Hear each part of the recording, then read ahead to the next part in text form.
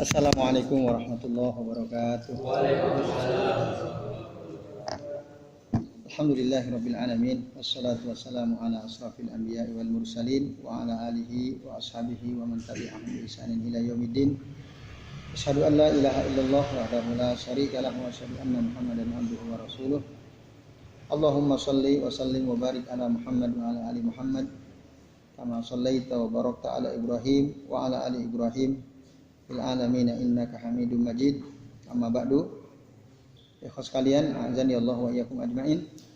Semoga kita semua yang hadir di tempat ini, di majlis ini senantiasa dimuliakan oleh Allah Subhanahu wa taala. Amin ya Allah ya rabbal alamin. Alhamdulillah pada malam hari ini kita masih diizinkan ya oleh Allah Subhanahu wa taala untuk sama-sama bisa berkumpul di sini mempelajari kitab Fadlul Islam ya. Yang pada pekan terakhir kemarin kita sudah membahas sampai halaman 41. Betul ya? 1. Sekarang kita masuk ke halaman 42. Monggo ya. Sekalian dibuka halaman 42 mulai dari baris pertama ya. Nah, disebutkan walahuma an Ibnu Mas'udin radhiyallahu anhu, dan masih dari Bukhari Muslim hadis riwayat Abdullah bin Mas'ud qala, dia mengatakan qala Rasulullah sallallahu alaihi wasallam, Rasulullah sallallahu alaihi wasallam bersabda, anna faratukum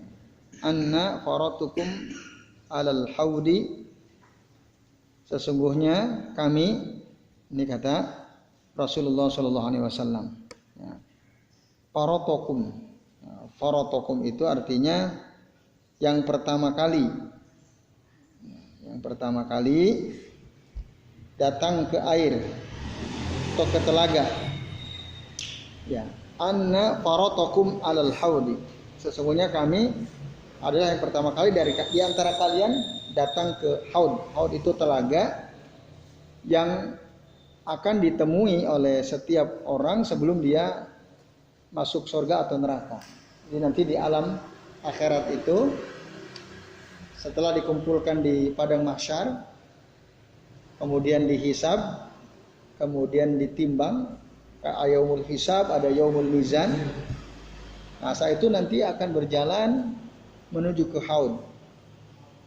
Haud itu telaga. Nah, sebagian orang menyebutnya telaga Al-Kautsar.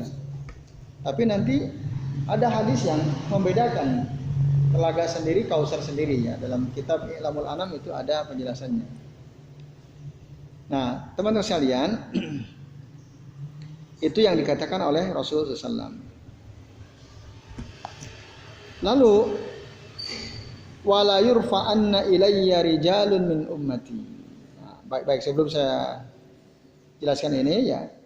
Jadi itu sekalian, pada saat kita sudah melewati yaumul mizan, hari pertimbangan, kita akan menuju ke neraka atau surga, tapi sebelum itu ada haud.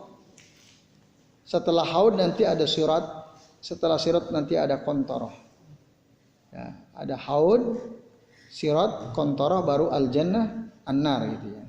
Terakhir itu. Nah, haud ini penting. Semua manusia waktu itu dalam keadaan kehausan. Karena kita antri untuk dihisab di hadapan Allah selama berapa tahun? 50.000 sanah, 50.000 tahun. Kita akan antri untuk dihisab oleh Allah Subhanahu wa taala. 50.000 tahun. Matahari didekatkan qadra milin au milain. Begitu dalam hadis Nabi riwayat Imam Muslim. Jadi tudna syamsu ilal ardi qadra milin au milain. Matahari didekatkan ke bumi 1 mil atau 2 mil. Panas lah intinya. Udah gak kuat kepanasan. Tapi ya sakti mandraguna. Karena meskipun didekatkan gak meledak. Artinya sakti kan orang-orang di akhirat itu kan. Kuat-kuat gitu ya. Gak meleleh, padahal dekat sekali kan. Oleh Allah diberikan kekuatan untuk tidak meledak gitu ya. Ya tapi kepanasan, tersiksa yang jelas. Nah, panas. Mana untuk mendinginkannya? Ya haud itu. Maka nanti dalam riwayat yang lain man syariba minhu syurbatan lam yazma'u abada. Barang siapa yang minum satu teguk saja dari telaga tersebut, maka dia tidak akan haus selama-lamanya. Itu sangat dibutuhkan haud ini. Nah, kemudian wala yurfa'anna ilayya rijalun min ummati hatta ahwaitu la unawiluhum ukhtuliju duni. Nah. Dan kata Rasulullah, sungguh akan ditampakkan kepadaku ya, perihal umat-umatku hatta idza ahwaitu, sehingga ketika ya Rasul hendak meraih mereka, sudah dekat sekali ya, liunawilahum, untuk narik mereka, ukhtuliju itu mereka terhalangi atau dipisahkan, tidak bisa mendekat ke Nabi Shallallahu Alaihi Wasallam. Nah, ukhtuliju dunia, dipisahkan dari Nabi Shallallahu Alaihi Wasallam. Fa'akul, lalu aku berkata, ya Ayrab, yaitu artinya ya Tuhanku, ya Tuhan, ashabi, mereka adalah sahabatku. Dalam tanda kutip maksudnya umatku. Fayuqalu innaka la tadri ma ahdatsu ba'daka. Lalu dikatakan kepada Rasul, nah, sesungguhnya engkau tidak tahu apa yang mereka adakan sepeninggal dirimu. Setelah Rasul enggak ada, apa perbuatan baru yang diada-adakan oleh mereka. Nah, ikhwas sekalian, rahimani wa rahimakumullah. Jadi hadis ini menjelaskan tentang keadaan umat manusia kelak di hari akhir. Masing-masing nanti akan kembali kepada nabi-nabi mereka, kepada rasul mereka. Maka kalau ada umat Nabi Musa, umat Nabi Isa, umat nabi-nabi yang lain datang ke telaganya Rasul, itu ditolak. Rasul ya, akan menghalang-halangi mereka sebagaimana penggembala unta menghalang-halangi unta orang lain untuk minum di tempat minum untanya. Itu oleh Rasul dihalau. Nah, lalu bagaimana cara Rasul mengetahui mana umatnya, mana yang bukan umatnya? Nah, nanti di dalam hadis yang berikutnya dijelaskan, nanti kita akan baca lagi. Nah, yang telaga ini disebutkan tuluhu masafata syahrin wa arduhu masafata syahrin ma'uhu abyadu minal laban. Panjangnya, kalau kita ingin tahu panjangnya telaga Rasul ini, maka dari satu ujung telaga ke ujung lainnya itu kita butuh waktu 1 bulan berjalan. Jadi satu ujung telaga ke telaga lainnya kita butuh waktu berjalan selama 1 bulan. Kira-kira panjang apa pendek? Panjang sekali. Nah, keliling butuh waktu sebulan. Jogja aja berapa lama kita butuh waktu keliling Jogja? Panjangnya Jogja. Butuhkah waktu kita sebulan? Enggak ya, sehari aja, sehari nyampe. Nah, pertanyaannya yang dimaksud masa patah syahrin itu berjalan naik kendaraan atau jalan kaki? Termasuk naik kendaraan. Itu kita butuh waktu selama 1 bulan. Ya. Tuluhu wa arduhu masa patah syahrin. Pun demikian dengan lebarnya sama. Kita kalau ingin tahu seberapa lebar haud Rasulullah itu, maka kalau kita tempuh dengan berjalan di atas kendaraan, itu butuh waktu 1 bulan juga. Nah, ma'uhu abyadu minal laban, airnya lebih putih daripada susu airnya. Wa ahla minal asal, dan lebih manis daripada madu. Itu air telaganya Rasulullah SAW. Wa aniyatuhu adada nujumis sama, dan jumlah ciduknya gayungnya itu sebanyak bilangan bintang di langit. Ada yang tahu bintang di langit berapa jumlahnya? Banyak sekali ya. Artinya umat Rasul umat terbanyak. Jadi udah tersedia ya ininya gayungnya untuk digunakan minum ya. Nah, lalu kemudian man yasrabu minhu syurbatan, barang siapa yang minum satu kali tegukan dari telaga tersebut, lam yazma'u ba'daha abadan, ya, dia tidak akan pernah kehausan selama lama-lamanya. Disebutkan dalam kitab Ahadits Sifatul Haudi fi Jami'il Usul Ibnu Athir. Nah, sumbernya dari itu. Itu ikhwas sekalian ya, bapak-bapak dan ibu sekalian, tentang haudnya Rasulullah SAW. Nah, kita sering mendengar orang mengatakan itu adalah haud telaga Al-Kautsar, gitu ya, telaga Al-Kautsar. Betul nggak? Iya. Nah, tapi disebutkan di dalam hadis, ya, misal ya, ini tentang Kautsar. Baina ana usira fil jannati idza ana binahrin. Ya. Ketika aku berjalan di sorga, tiba-tiba aku ada di dekat sebuah sungai. Lalu Rasul berkata, "Ma hadza ya Jibril?" Ini sungai apa wahai Jibril? Qala hadzal Kautsar. Ini namanya sungai Al-Kautsar. Alladzi a'taka rabbuka, yang telah Allah berikan kepada engkau, fa idza tinuhu au tibuhu misku azfar. Yang debunya, tanahnya itu adalah seperti minyak kasturi ya, misk yang harum sekali. Nah, jadi di sana ada, di surga itu ada sungai namanya Al-Kautsar. Haud ini di surga apa di luar surga? Haud ini di luar surga. Jadi Al-Kautsar itu di dalam surga. Tapi ada banyak orang menyebut katanya Haud Al-Kautsar. Nah, tapi memang ada hadisnya. Jadi dalam hadis saya katakan, ketika turun surah Al-Kautsar, inna a'tainakal kautsar fasholli li rabbika wanhar inna syani'aka huwal abtar. Summa qala, lalu Rasul bertanya, atadruna mal kautsar? Tahu enggak kalian apa itu Al-Kautsar? Faqulna, lalu kami berkata, Allahu wa rasuluhu a'lam. Allah dan Rasulnya lebih tahu. Lalu apa kata Rasul? Qala fa innahu nahrun wa adanihi rabbi azza wa jalla alaihi khairun katsir. Al-Kautsar itu ada sebuah sungai yang telah dijanjikan oleh Tuhanku kepadaku dan ada padanya kebaikan yang sangat banyak. Huwa, dia adalah, Al-Kautsar adalah haudun taridu alaihi ummati yaumal qiyamah. Dia adalah telaga yang datang kepadanya dari umatku pada hari kiamat. Aniyatuhu ada dan nujum, gayungnya tadi sebanyak bilangan bintang. Fayahtalijul abdu minhum, tapi ada orang yang terhalangi untuk bisa mendekat ke haud tersebut. Fa'aqulu, lalu aku katakan, Rabbi innahu min ummati, ya Tuhanku sesungguhnya dia dari umatku.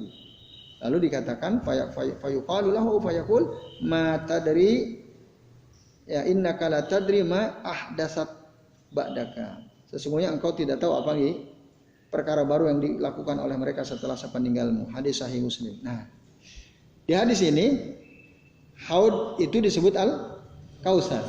Tapi di hadis atas Kautsar itu apa? Sungai di surga. Nah, ini ada iskal. Ada kesulitan dalam memahami dua hadis ini. Gimana maksudnya? Nah, para ulama menjelaskan, jadi Al-Kautsar itu sendiri sebenarnya nama sungai yang ada di surga. Di surga itu ada empat sungai. Salah satunya disebut sungai Al-Kautsar. Yang tiganya saya lupa. Ya. Terus dari air sungai itulah mengalir. Dari sungai Al-Kautsar itu mengalir dan airnya sampai ke telaganya Rasul. Jadi telaga Rasul itu airnya dari sungai Al-Kautsar. Itulah sebab kenapa orang menyebutnya Haud Al-Kautsar. Namanya Haudun Nabi. Tapi airnya dari sungai Al-Kautsar. Nah, ini teman-teman sekalian ya.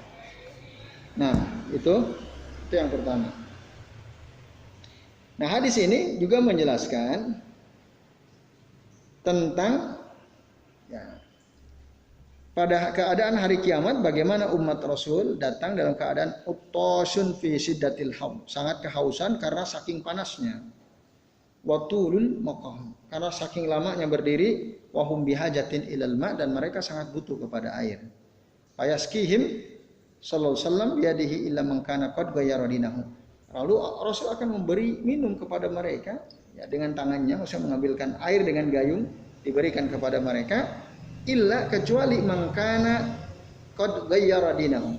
Nah, kecuali orang yang telah merubah agamanya. Umat Rasul tapi telah merubah agamanya. Fa innahu yusrafu 'anil haud, maka orang ini akan dihalangi untuk bisa mendekat kepada telaganya Rasul SAW. Itu dihalang-halangi. Nah, lalu Rasul bilang, "Ai Rabb ashabi." Duhai Tuhanku, mereka adalah sahabatku, maksudnya umatku. Lalu dibilang, "Innaka la tadri ma ahdatsu ba'daka." Sesungguhnya engkau Muhammad tidak tahu ya, perkara-perkara baru apa yang dibuat-buat oleh mereka sepeninggalmu. Nah, ini. Nah, artinya apa? Jadi orang-orang yang merubah-rubah, membuat perkara-perkara baru dalam agama yang sudah diajarkan oleh Rasul, nah, itu tidak bisa minum dari telaga tersebut. Nah, ini sekaligus menunjukkan bahwa anna man ibtada'a fi dinillahi wa ghayyarahu fa innahu la yaridu al-haud 'ala alladziina lam ala nabi sallam wa la yariduhu illa ahlut tauhid wal ittiba'.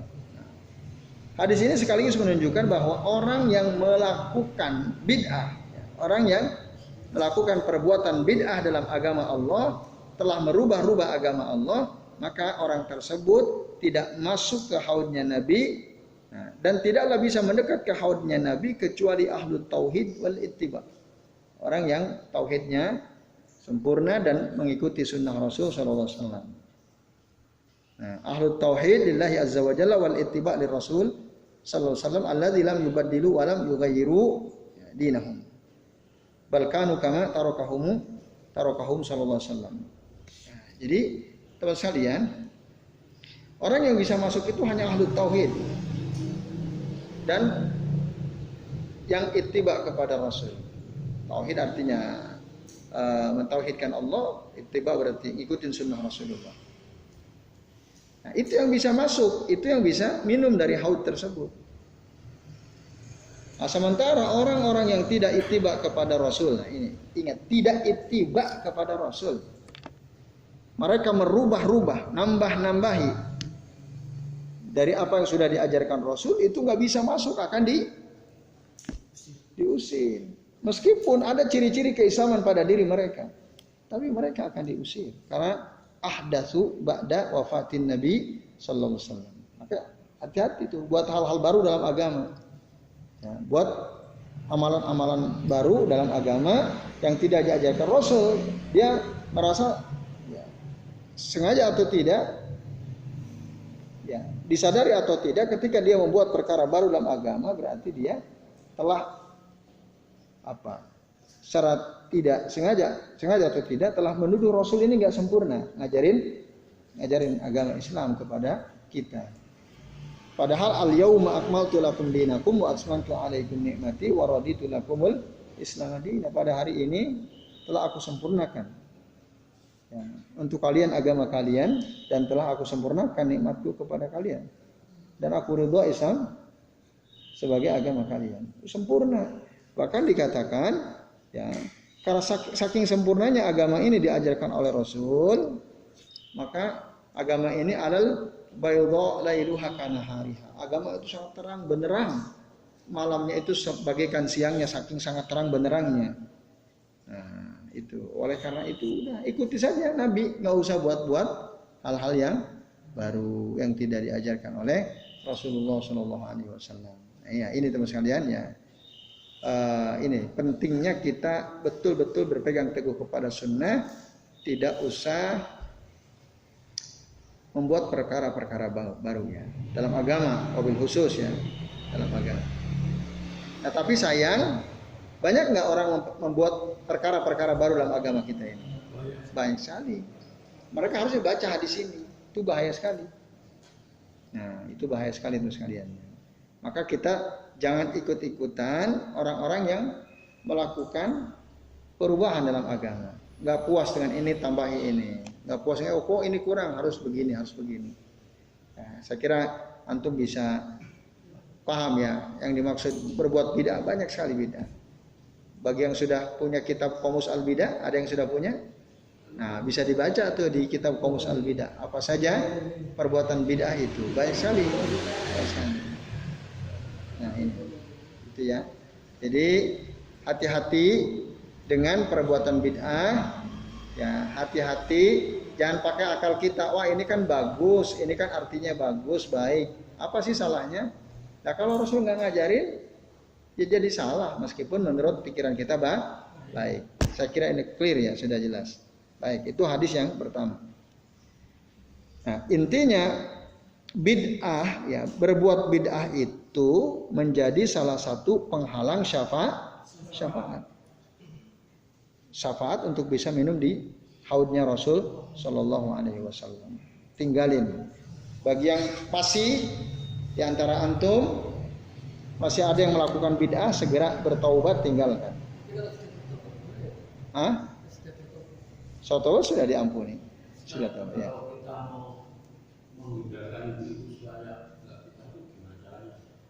Menghindari apa? Jumat itu kan di perjalanan itu ibu muslim baca Yasin. Malam Jumatnya. Iya, sering itu saya. Gimana caranya? Iya, gimana caranya? Ya jadi anak. Saya udah sering ngomong Pak, Bu dengan Terus apa jawabannya? Hah? Antum sudah melakukan apa yang harus antum lakukan. Kewajiban antum sudah antum lakukan.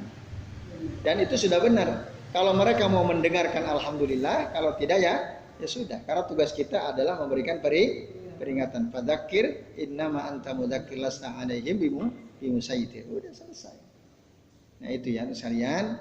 Udah kita tugas kita udah selesai, memberikan peringatan. Nanti besok kita peringati lagi. Ya, nggak usah, jangan bosan-bosan memberikan peringatan.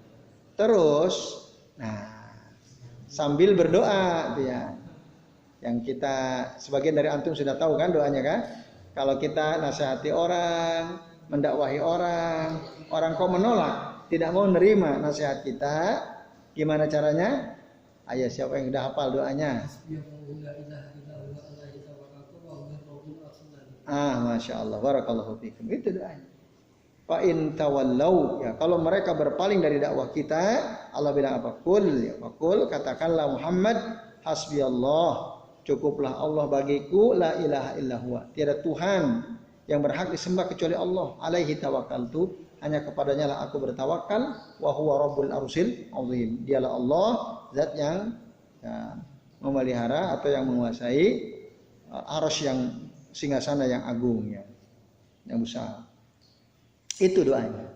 Jadi Pak Widodo setelah mengingatkan nggak digubris, baca doa tadi. Coba gimana doanya? Belum hafal ya. Hafalin tuh ya doanya. Hasbiyallahu la ilaha illa huwa alaihi tawakkaltu wa huwa rabbul arsyil azim. Teman-teman penting ini. Ya, di doa ini dihafalkan. Nah, antum nasihati keluarga, nasihati istri, nasihati saudara yang menyimpang, ya, sholat susah. Antum udah minta sama Allah bantuan, udah pasrah sama Allah dengan mengucapkan doa tadi. Coba Mas Abdul hafal nggak doanya?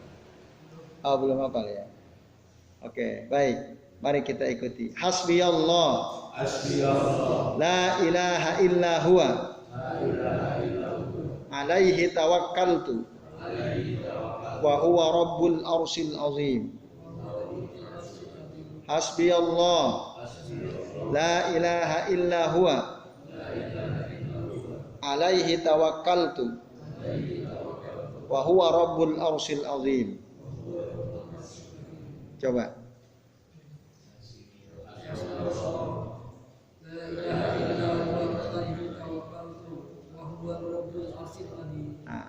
Ini ada dalam surah At-Taubah ayat 129.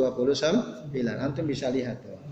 Kalau mau ngapalin di surah At-Taubah ayat 129.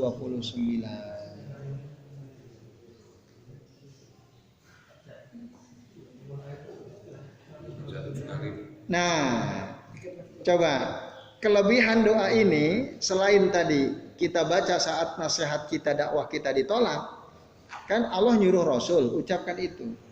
Antum bisa baca dalam surah At-Taubah ayat 129. Ternyata doa ini dahsyat, punya khasiat atau keutamaan lain. Ya, di dalam hadis riwayat Abu Dawud dijelaskan.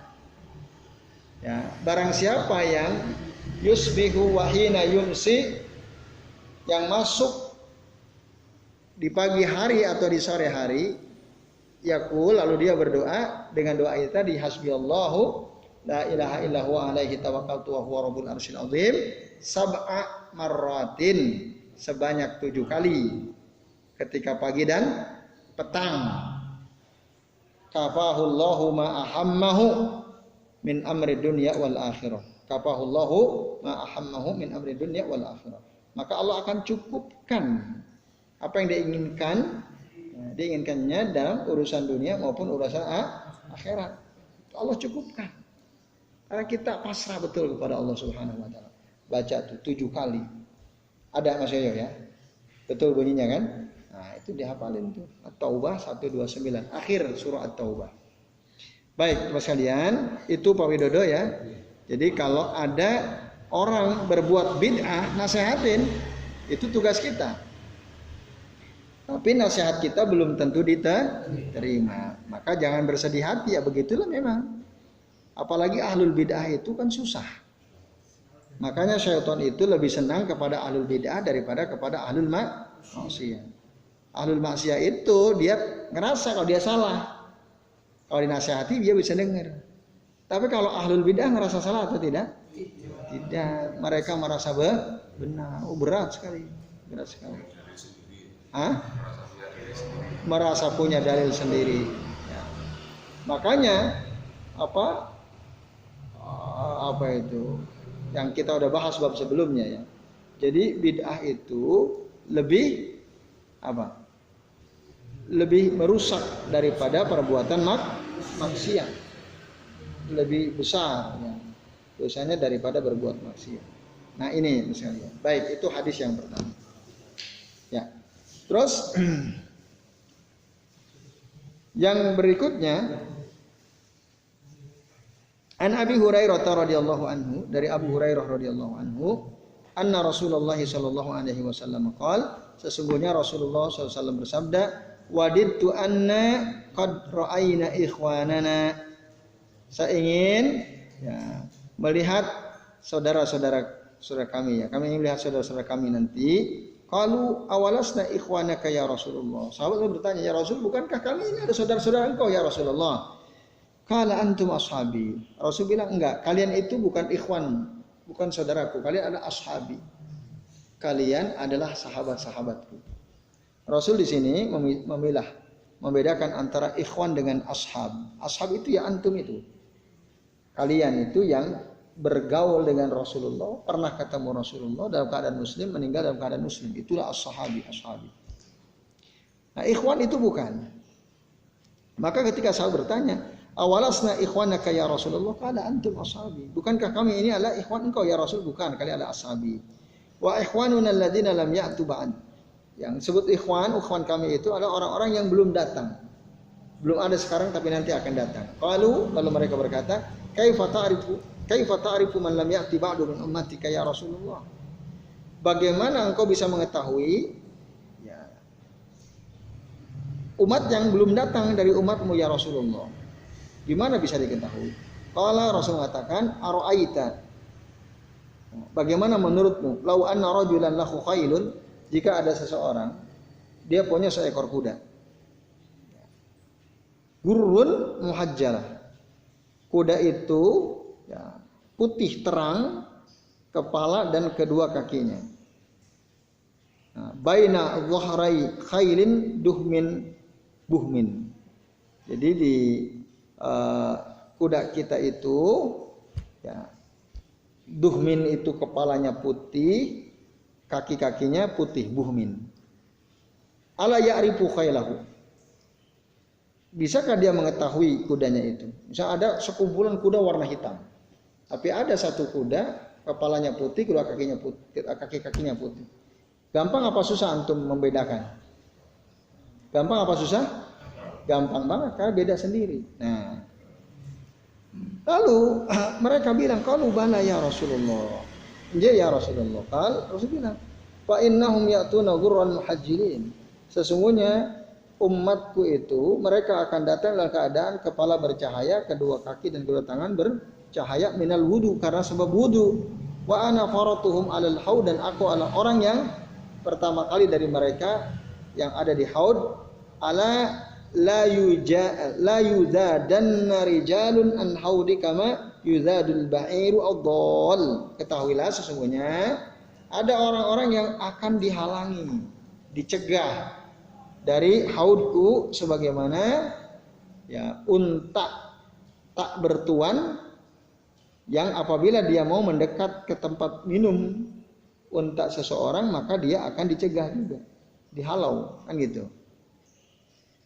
Fa'unadihim, lalu aku panggil mereka, halumma, mau kemana kalian, kemarilah. Udah dekat, mereka malah pergi. Rasul kan tahu itu umatnya, halumma, kemarilah kalian. Kenapa kalian tidak kemari? Kayu qalu dikatakan, innahum qad badalu ba'daka. Sesungguhnya mereka telah mengganti. Mengganti apa? Maksudnya mengganti agama setelah engkau. Pak aku suhkan. Maka aku katakan menjauhlah kalian. Rasul nggak ridho, jauh. Diusir juga oleh Nabi Sallallahu Alaihi Wasallam. Hadis rawahu Muslim. Ini hadis sahih. Nah, terus kalian dalam hadis ini lebih jelas daripada hadis sebelumnya. Jadi hadis ini menyuruh kita untuk berpegang teguh kepada sunnah, kepada agama yang sahih, kokoh di atasnya, sabar ya, dalam melakukan kewajiban-kewajiban sampai kapan? Sampai mati. Hatta yarida 'alan nabi wa hatta yasroba min haudihi, sampai kita ya, datang kepada Nabi dan sampai kita minum air dari telaganya itu. Nah, ini ya teman-teman sekalian, di antara kesimpulan penting dari hadis ini. Nah terus tadi mereka semua udah punya tanda, wajah bercahaya, kaki tangannya bercahaya, ada tandanya. Karena mereka kan suka wudhu juga. Pelaku bid'ah suka wudhu atau tidak? Wudhu juga, bahkan mungkin sholatnya lebih hebat dari kita. Ibadahnya lebih hebat, soalnya ibadahnya tambah bid'ah kan. Nah, sholatnya juga bisa lebih hebat. Artinya mereka tetap ada tanda-tanda keumatan Rasul bercahaya, tangan, kaki dan wajahnya bercahaya. Nah, tetapi mereka yuzaduna atau yumnauna. Ya, yumnaun itu dicegah. Nah, sebagaimana orang mencegah unta tak bertuan milik orang lainnya yang mendekat ke tempat minumnya. Nah, kenapa sekali lagi tadi? Karena kamu tidak tahu ma'ahda suba'daka, apa perbuatan-perbuatan baru yang mereka lakukan setelah engkau. Lalu hanya Rasul bilang, pergilah kalian kepada siapa? Liman badala wa ghayyara dinahu, bagi orang yang merubah dan mengganti agamanya. Nah, sebagaimana dijelaskan dalam hadis yang diriwayatkan oleh Imam Muslim tadi ya, yang sufa itu. Nah, ini terus kalian ya. Nah, jelas ya saya kira ya. Nah, terakhir satu lagi.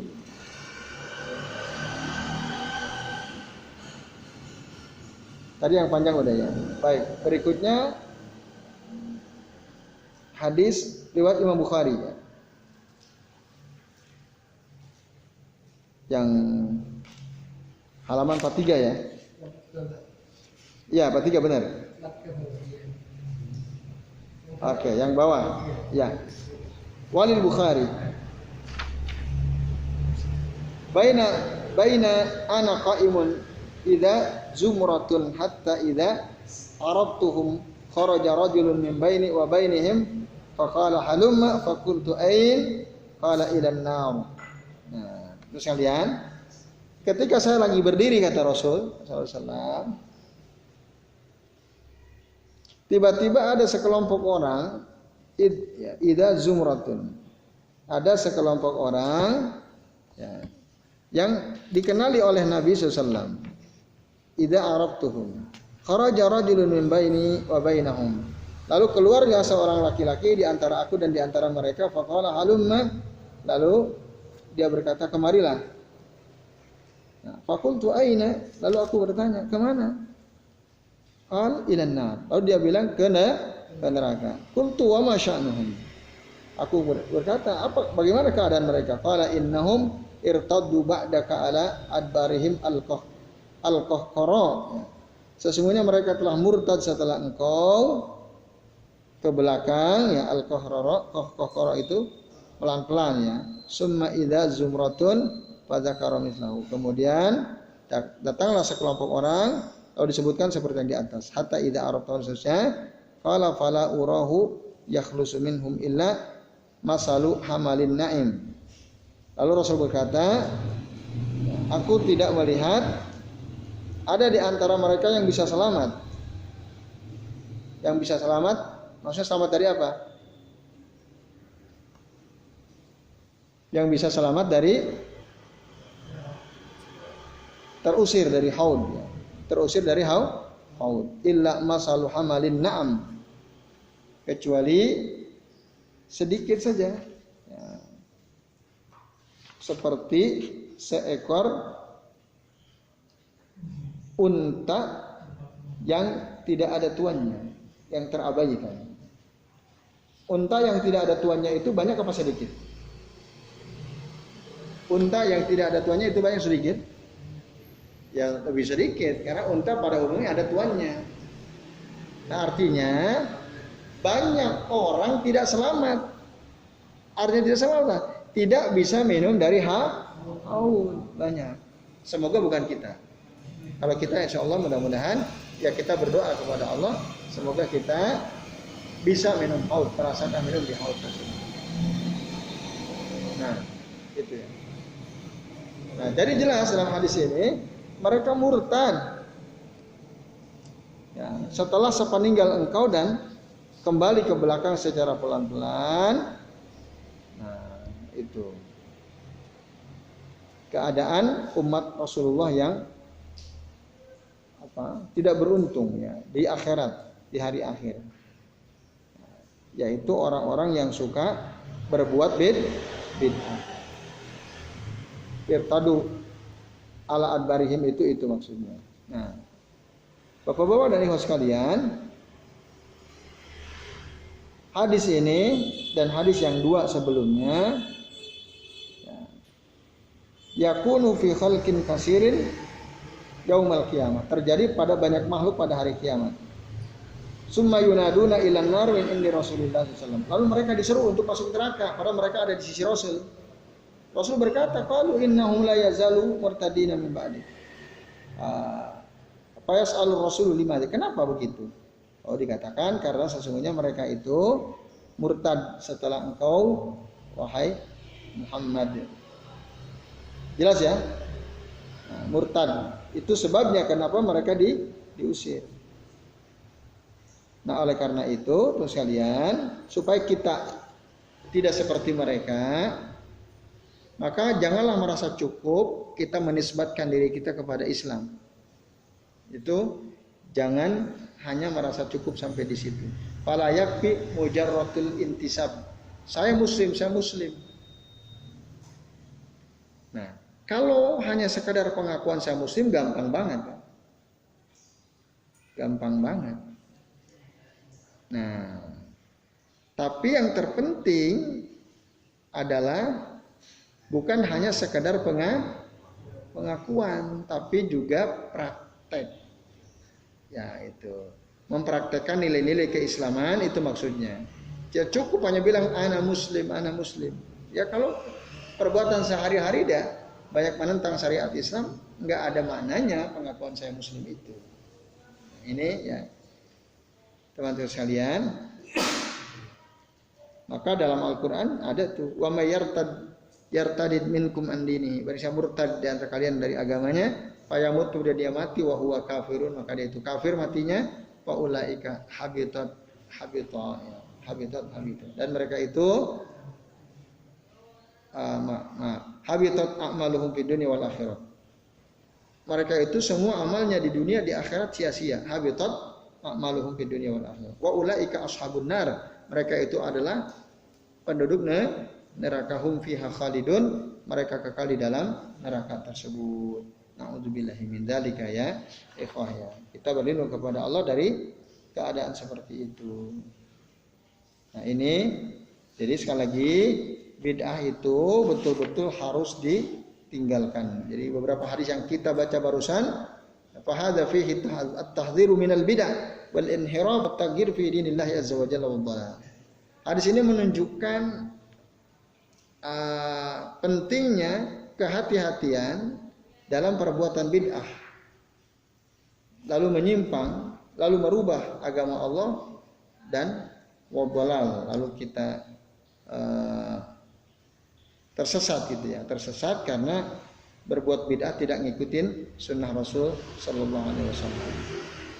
Nah itu ya, saya kira jelas. Kemudian tadi maka tidak cukup mujarrad al-intisab, kita harus tambah apa? Selain pengakuan adalah juga beramal ya. Balabuda ya'rifal haqqo, bahkan dia harus mengetahui mana yang benar, mana yang hadisnya sahih, mana yang dhaif. Pilih yang sahih, tinggalkan yang dhaif. Kalau dari sini itu ya, supaya kita tidak terjerumus kepada perbuatan bid'ah. Tinggalkan yang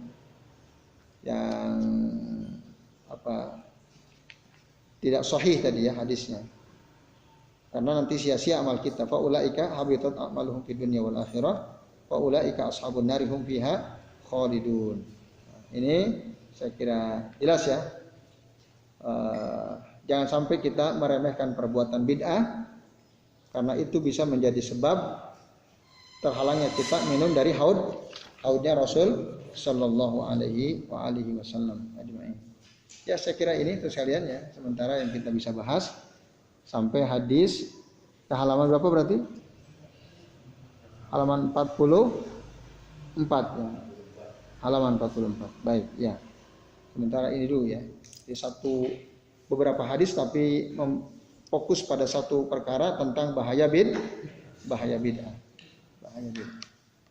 Oke. Itu ini jam 10:10 ya. Ya silakan Pak Lukman. Bolehkah mengamalkan hadis dhaif dengan catatan itu atau misalnya untuk memotivasi menyemangati kita total takdir. Contohnya gimana? Hadis dhaif yang menyemangati itu.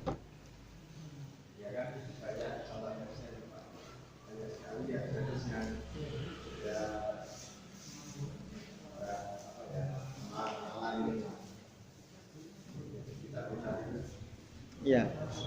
Misalnya kayak makan doa sebelum makan begitu. Wakina ada benar. Oke baik. Sekarang masih diajarkan di TPA. Padahal hadisnya dhaif ya. Baik, terima kasih Pak Lukman. Para ulama beda pendapat ya terkait dengan masalah bagaimana sikap kita terhadap hadis dhaif. Setidak-tidaknya ada tiga kelompok, tiga pandangan ya. Pandangan pertama mengatakan hadis dhaif bisa diterima secara mutlak selama itu berbicara tentang fadailul a'mal ya, yang berkaitan dengan keutamaan amal. Itu boleh diterima secara mutlak walaupun dia lemah. Agar apa? Ya kita bisa mengamalkan. Kan amalan tuh biar kita dapat pahalanya. Itu menurut sebagian ulama. Dia bisa terima secara mutlak dalam fadailul a'mal. Pendapat kedua mengatakan hadis dhaif tidak boleh diamalkan secara mutlak. Baik masalah fadailul a'mal maupun dalam masalah akidah, masalah tauhid, masalah halal haram, masalah boleh tidak, itu nggak bisa diterima, jadi harus tolak. Hadis lemah itu ditolak secara mutlak. Ini pendapat kedua. Pendapat ketiga mengatakan hadis dhaif ada kalanya bisa diterima. Apabila satu tidak bicara soal halal haram, tidak bicara tentang perkara-perkara gaib, tidak berbicara tentang akidah. Bisa diterima dengan catatan, dengan syarat. Apa syaratnya? Satu, ya, ada hadis sahih yang mendukungnya, atau tingkat kedhaifannya tidak parah-parah banget. Contoh tingkat hadis dhaif tidak terlalu parah adalah ada periwayat yang hafalannya agak kurang sempurna. Ya. Itu kan berarti ada kekurangan kualitas ya. Nah, selama hadisnya kekurangannya rendah dan memang ada pendukung dari hadis sahih, ya bisa diamalkan. Tapi sejatinya bukan hadis dhaif yang kita amalkan, tetapi hadis sahih kan. Nah itu sama aja, intinya hadis dhaif itu kalau memang nggak ada yang dukung ya kita tidak mengamalkan. Nah untuk memotivasi, mendorong supaya kita semangat. Nah ngapain ngamalin sesuatu yang tidak ada pahalanya kan? Memotivasi dengan suatu amalan yang dia tidak akan dicatat, nggak ada pahalanya. Kan habitat a'maluhum falanuqimu lahum yaumal qiyamati wazna tadi. Jadi mereka itu sia-sia amalnya. Sia-sia amalnya. Nah, oleh karenanya tinggalkan perbuatan bid'ah. Atau tinggalkan perbuatan yang dasarnya adalah hadis lemah. Hadis dhaif ya, hadis dhaif. Ya, itu Pak Lukman. Maka carilah hadis yang sahih supaya amalan kita itu benar. Ada kitab ya, saya punya kitab judulnya itu hadis-hadis dhaif yang dikira hadis sahih. Ya.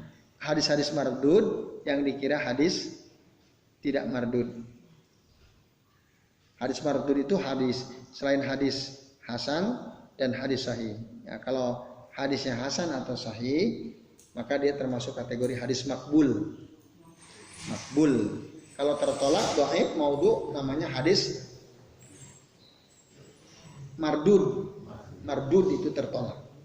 Nah, itu. Ya, itu. Clear ya, jelas ya. Jadi, ya silakan. Waalaikumsalam warahmatullahi wabarakatuh.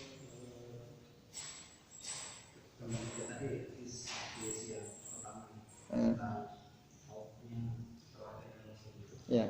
Yang ingin saya tanyakan itu terkait tentang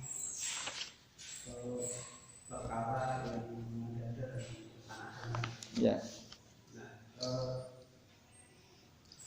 yang ingin saya tanyakan itu apakah pengertian agama itu sama seperti apa yang digambarkan di waktu lalu ketika zaman Rasul atau ketika mengalami itu masih ada. Dimana kalau sekarang pengertian agama itu sangat distorsinya sangat kencang.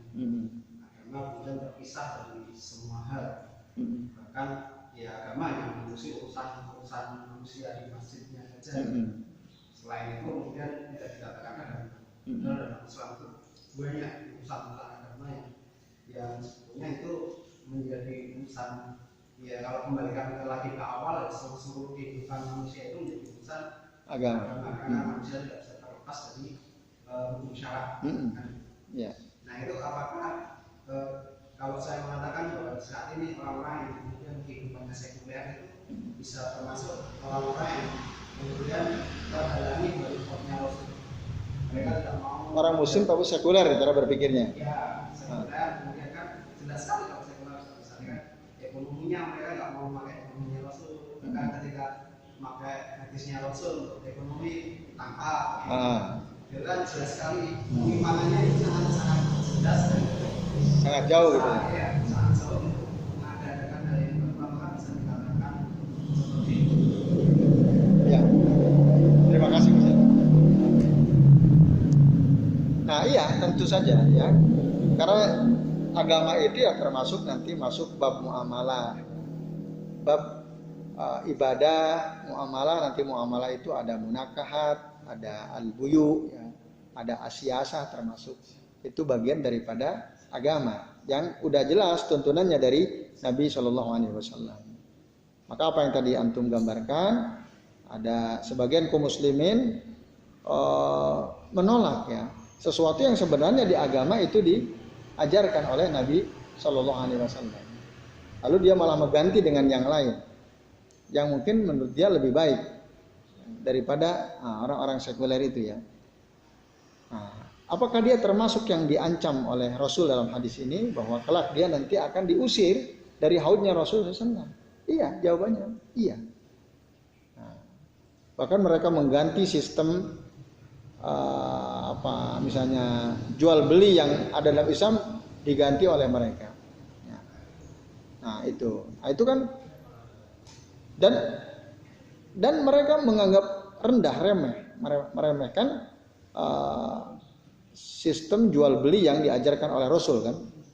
Nah itu dianggap out of date misalnya. Terus tadi saya bacanya, ini contoh yang terjadi betul di tengah-tengah kita ya. Ada orang dia kerja di bank, kata Ustadz di bank itu riba. Ya udahlah saya keluar dari bank. Saya keluar, akhirnya saya jadi driver ojol. Ternyata jadi driver ojol ada ribanya juga. Padahal waktu saya kerja di bank, kata dia nih, kehidupan saya sejahtera, anak-anak alhamdulillah sekolah, bisa makan gampang gitu ya. Tapi karena saya dengar kajian dari Ustadz bahwa itu adalah riba, akhirnya saya keluarlah dari bank, resign, lalu saya jadi ojol. Saya tetap ngaji kepada Ustadz itu. Ketika saya ngaji kepada Ustadz itu, dibilangnya bahwa dalam ojol juga ada ribawinya. Akhirnya karena saya takut, ya akhirnya oke dah saya ganti mata pencaharian jualan minyak wangi, kata dia. Jualan minyak wangi. Jualan minyak wangi, lakunya, uangnya masuknya tidak sebanyak ketika saya kerja di bank gitu kan. Akhirnya anak-anak sekolah saya tunggakannya jadi banyak, SPP-nya nunggak katanya kan. Setelah itu saya tetap ngaji ke Ustadz itu. Akhirnya Ustadz itu ketika saya mengeluh kepadanya, Ustadz saya udah keluar dari bank, saya keluar dari ojol, saya sekarang jualan minyak wangi, kok hidup saya jadi susah kan? Jawaban Ustadz itu apa? Ini kata dia ya. Ustadz itu menjawab, ya ini karena kekacauan pemerintah. Pemerintahnya ngaco, tidak pro terhadap rakyat dan seterusnya. Nah, itu jawaban si Ustadz. Lalu ya menyalah-nyalahkan pemerintah. Nah, itu ringkas ceritanya ya. Nah, jadi terus cerita orang itu di posting di Twitternya buzzer ya, ada buzzer. Saya gak usah sebut namanya ya. Intinya dia ingin menghina. Jadi orang Islam itu ya bodoh-bodoh begitu, miskin-miskin akhirnya. Ini nggak boleh, ini nggak boleh, ini nggak boleh. Jadi begitu. Nah orang awam menangkap itu iya ya Islam kok memiskinkan, kan gitu. Ketika miskin yang disalahin pemerintah. Pertanyaan apa nggak boleh nyalahin pemerintah kan itu? Kalau pemerintah cara ngelolanya keliru ya boleh dong kita salahin. Tidak adil boleh dong kita salahin kan gitu. Ya tadi sistem jual beli dalam Islam ya, dinar dirham itu kan, itu ditangkap ininya kan, inisiatornya itu Ustaz Jaim Saidi itu kan di Depok. Walaupun banyak tokoh mempertanyakan, lah kok kenapa? Kok kena dengan dolar boleh, dengan dinar dirham kok nggak boleh? Itu sampai sekarang kan nggak masuk akal itu. Kenapa itu? Nah, padahal di pemerintah ada kiai yang mestinya paham tentang syariat, harusnya kan? Nah itu. Nah ini kan banyak kekacauan ya. Nah, ya itu termasuk nanti akhirnya orang-orang seperti itu menolak sunnah, lebih memilih yang sekuler gitu ya. Itu nanti ya termasuk sebenarnya bid'ah juga dalam agama. Nah, jadi dia membuat perkara baru yang sebenarnya agama sudah ada diatur, tapi dia nggak ambil itu. Dan nanti kalau kita kembali pada hadis yang kita pelajari, mereka akan diusir tadi ya. Uhtuliju, dihalang-halangi sehingga tidak bisa minum dari haudnya Rasul Shallallahu Alaihi Wasallam. Nah ini ya sekalian, jadi begitu. Ini kan banyak keanehan-keanehan ya di dalam tata kelola negara di kita ini ya. Nah, maka orang-orang yang sekuler tadi ya, ya termasuk nanti yang tadi meremehkan sunnah dalam berbisnis, dalam berpolitik dan seterusnya, itu termasuk mereka ahdatsu ba'da wafatin Nabi, membuat perkara-perkara baru setelah wafatnya Nabi Sallallahu Alaihi Wasallam. Walaupun memang ada nanti dalam hadis yang lain ya, bercocok tanam misalnya, bertani ya gitu. Waktu itu kan Rasul ngasih tahu begini, ternyata setelah dikasih tahu Rasul nggak berbuah kurmanya, ya kan? Ya Rasul, kok ini kami ikuti apa yang kau katakan, tidak, gagal panen lah gitu kira-kira bahasa kita. Lalu Rasul bilang, antum a'lamu bi umuri dunyakum. Antum lebih paham ya, lebih mengerti tentang urusan agama, urusan dunia kalian. Nah dari situ memang tidak bisa kita pungkiri ada urusan-urusan dunia yang kita diberi kebebasan. Ya. Beri kebebasan selama tidak menentang hukum syara. Ya, bisa. Mau bisnis apa saja silakan, selama tidak menentang hukum syara kan. Nah, kalau sudah menentang hukum syariat, nah ini udah nggak boleh. Bisa curang, berbohong, menipu kan nggak boleh tuh. Tapi kalau masih sesuai dengan hukum syara, ya kenapa nggak boleh? Ya dinar apa bertentangan dengan hukum syara kan tidak kan? Kok dilarang? Nah, jadi itu boleh saja. Pakai rupiah ya silakan saja. Pakai dolar dalam agama juga nggak ada masalah. Apalagi pakai dinar dirham kan? Yang dimana itu banyak dari saya itu ikut komunitas dinar dirham. Setelah ditangkap itu langsung dirubah namanya. Ya bukan lagi komunitas dinar dirham.